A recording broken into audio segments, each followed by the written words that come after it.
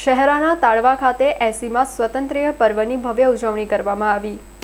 પંચમહાલ જિલ્લાના શહેરા તાલુકાના તાળવા ગામની ગ્રામ્ય પંચાયત ખાતે 80મા સ્વાતંત્ર્ય પર્વની તાલુકા કક્ષાની ભવ્ય અને ઉત્સાહભેર ઉજવણી કરવામાં આવી હતી। આ નિમિત્તે યોજાયેલા મુખ્ય કાર્યક્રમમાં પ્રાંત અધિકારી ફાલ્ગુન પંચાલના વરદ હસ્તે સન્માનપૂર્વક તિરંગો ફરકાવી ધ્વજવંદન કરાયું હતું। આ ઉજવણી દરમિયાન પોતાના ક્ષેત્રમાં શ્રેષ્ઠ કામગીરી કરનારા તાલુકા વિવિધ કર્મચારીઓનું પ્રમાણપત્ર આપી વિશેષ સન્માન કરવામાં આવ્યું હતું। સ્થાનિક શાળાના બાળકોએ દેશભક્તિના રંગે રંગાયેલા વિવિધ સુંદર સાંસ્કૃતિક કાર્યક્રમો રજૂ કરીને ઉપસ્થિત સૌ કોઈના મન મોહી લીધા હતા।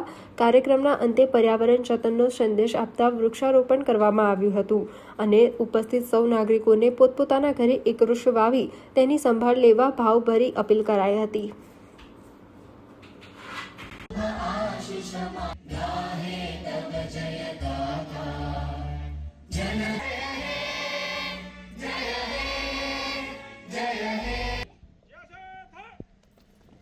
ખૂબ ખૂબ આભાર।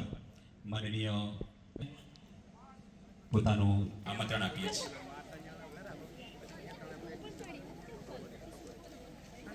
મુકામે અત્રે પધારેલ ખૂબ ખૂબ શુભકામનાઓ પાઠવું છું। આ 2026માં આપણે આઝાદી બાદ 80મો સ્વાતંત્ર્ય પર્વ મનાવી 10 વર્ષની અંદર એટલે આગતા એક દશકાની અંદર આ દેશની દિશા શું પણ અહીંયા સુધી પહોંચવા માટે આપણે કેટલા મુકામો સર કર્યા છે। સ્વાતંત્ર્ય પર્વ છે કે જ્યારે આપણે વર્ષની અંદર આપણે આઝાદી સુધી પહોંચી શક્યા। આ પહોંચી શક્યા શબ્દ એટલામાં છેલ્લે આવેલી 3 જનરેશન કદાચ એ બાબતને પૂરેપૂરું પચાવી શકે કે સમજી શકે। પંચાયતના વિકાસ માટે વહીવટીતંત્ર શહેરા દ્વારા તેઓને 5 લાખ રૂપિયાનો ચેક પ્રદાન થાય છે। સૌરાષ્ટ્રના એસ્ટાટ આચાર્ય શ્રી વિનોદભાઈ ગિરધોરભાઈ પટેલને સન્માનિત કરી રહ્યા છે। જોરદાર તાળીથી વધાવીએ। એવા જ જો સન્માનિત કરવામાં આવે છે, જોરદાર તાળીથી વધાવીએ। ધાવડિયા ગોડા પ્રાથમિક શાળાના શ્રી બિપિનભાઈ પટેલને સન્માનિત કરવામાં આવશે। જોરદાર તાળીથી તેઓનું સ્વાગત કરીએ છીએ, અભિવાદન કરીએ છીએ અને સાથે સાથે સન્માન ઉભા રહેશો। એક સાવધાન। રાષ્ટ્રગીત અને રાષ્ટ્રગાન બંને સાથે આપણે છતો ગાન કરીશું।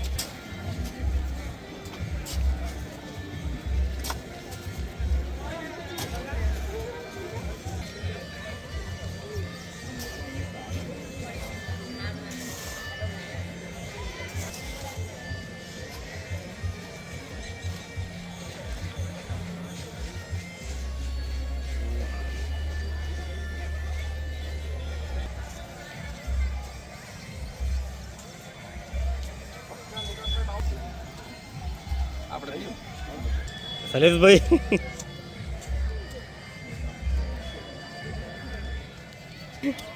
વાહ